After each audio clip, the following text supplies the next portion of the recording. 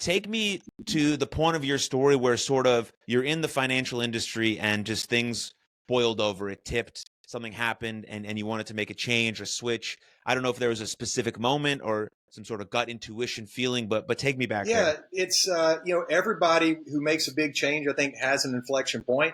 And for me, I was 38, 39 years old. Like I mentioned, I'd been in investment banking for close to 2 decades. I was a managing director at reached a level of success, financially and professionally, where I was very comfortable.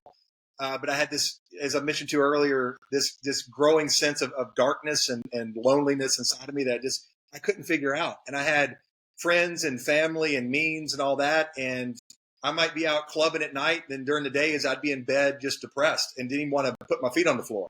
And no one knew about it. I was just alone in this darkness.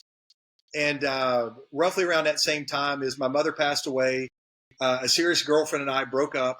And those two things in and of themselves weren't kind of like, my mom passed, so I'm going to do X, Y, or Z.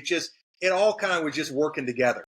And it just got to a point where I made the decision of I'm either going to check in or I'm going to check out. I can't stay here any longer. It's not worth it to me. So I traveled to Nepal and I spent 3 weeks hiking largely alone around the Mount Everest region. And a couple days in, I was in the village of Tengboche, which has the largest Buddhist monastery in the area. And I was invited to join a service with Buddhist monks. And during that service, for about an hour, I sat in this room in the middle of a monastery in the middle of the Himalayas with 5 or 6 chanting monks, and I was getting hit with these just waves of energy that were literally taking my breath away. And I'd never experienced anything like it before or since. And after the service, as I was walking across the village, and maybe 50 people live here, it's a tiny village, and I sat down and I was looking at Mount Everest, which was still 5 or 6 days away.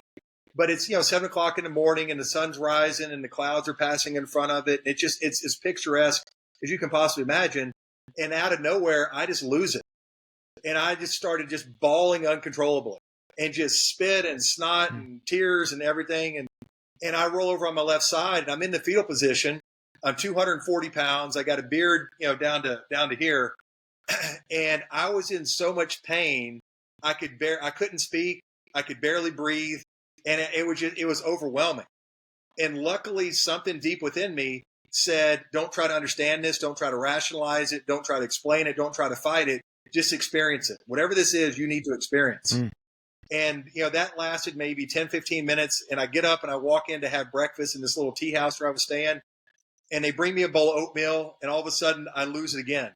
And just start, again, just bawling uncontrollably. And, long story short, after about another 10, 15 minutes, I looked up into the back right corner of the room and something spoke to me.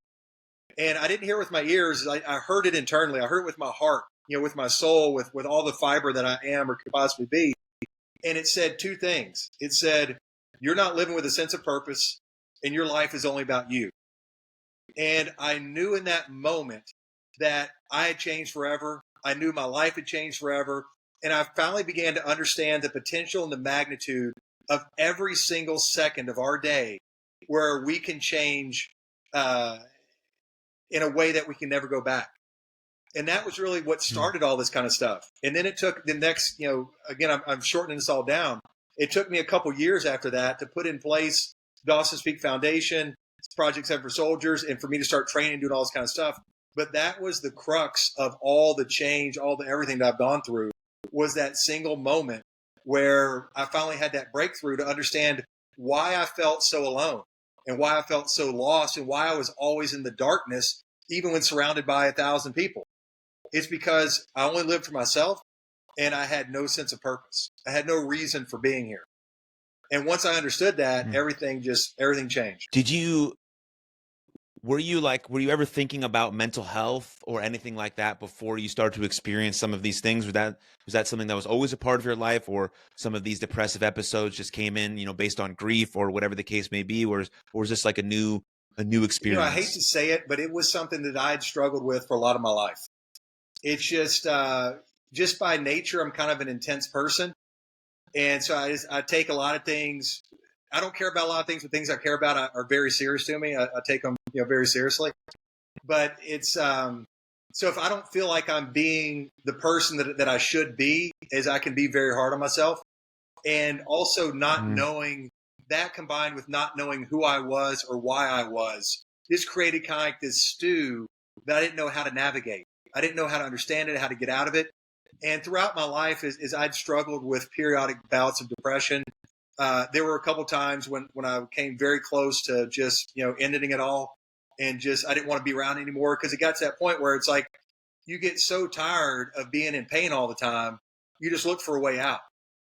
And, because of friends and family, and I didn't want to have that negative impact on them, I decided not to choose that route.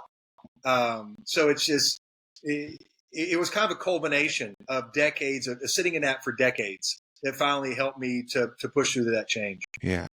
Well, I'm glad you're still here, Dawson.